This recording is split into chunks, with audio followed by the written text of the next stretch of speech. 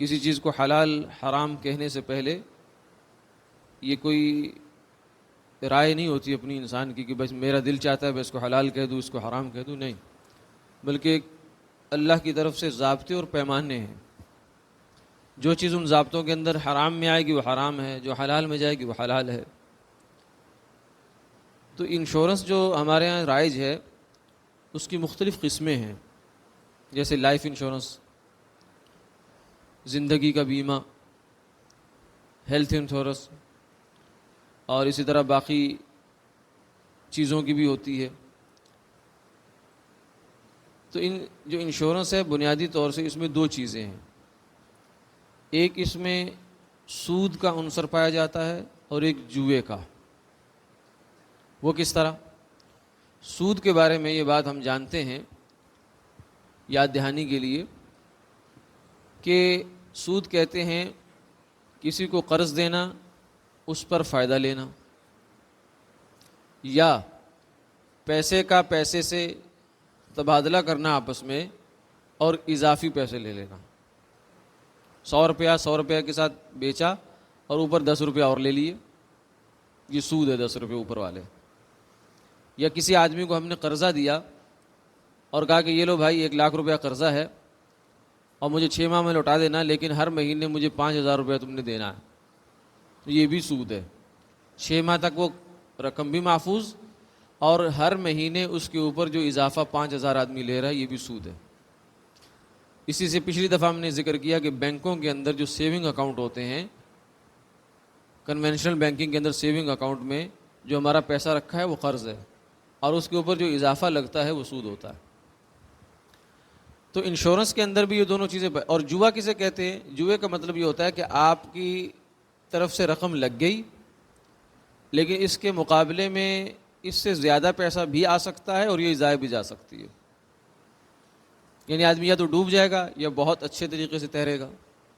یہ جوا ہوتا ہے. تو سود اور جوا یہ دونوں چیزیں شریعت میں منع ہیں. سود تو بہت سخت وعیدیں ہیں. جوے کو فرمایا رجس من عمل الشیطان، یہ گندگی ہے اور شیطان کا کام ہے.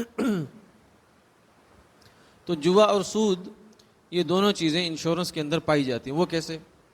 وہ اس طریقے سے کہ جب آدمی انشورنس کی پالیسی خریدتا ہے تو وہ لوگ اس کو بولتے ہیں کچھ پالیسیوں میں کہ یہ آپ ہمارے پاس پیسے جمع کرواتے جائیں، اگر آپ کا نقصان ہو گیا تو جتنا نقصان ہوگا ہم اس کو بھریں گے، اس کی تلافی کریں گے.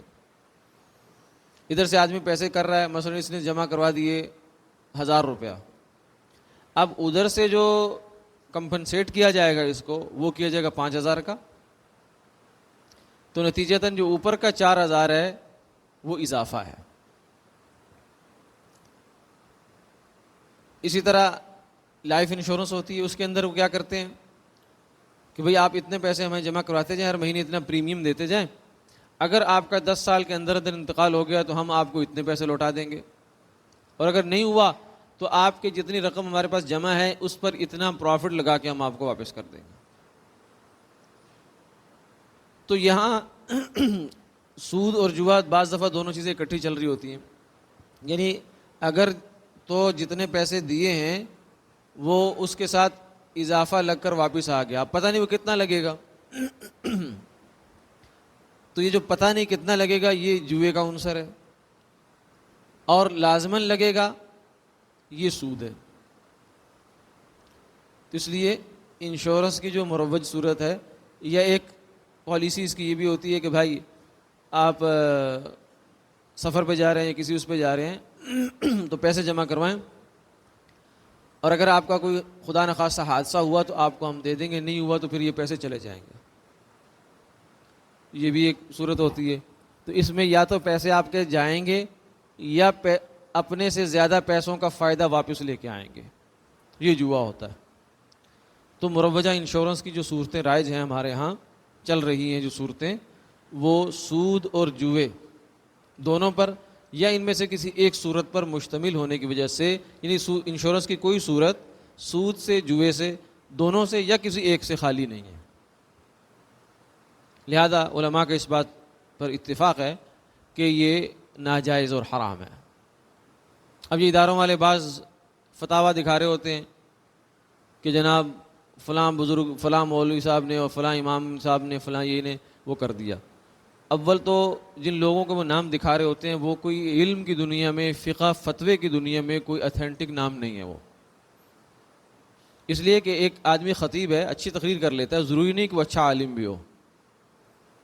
جیسے ایک آدمی اچھا سیاستدان ہے، اچھا لیڈر ہے، ضروری تو نہیں کہ وہ اچھا ڈاکٹر بھی ہو، اچھا طبیب بھی ہو، یا اچھا انجینئر بھی ہو۔ اللہ نے ہر ایک کی مہارتیں الگ الگ رکھی ہیں۔ تو حلال حرام کا فیصلہ وہ فقہائے امت کرتے ہیں، وہ خطیب لوگ نہیں کرتے۔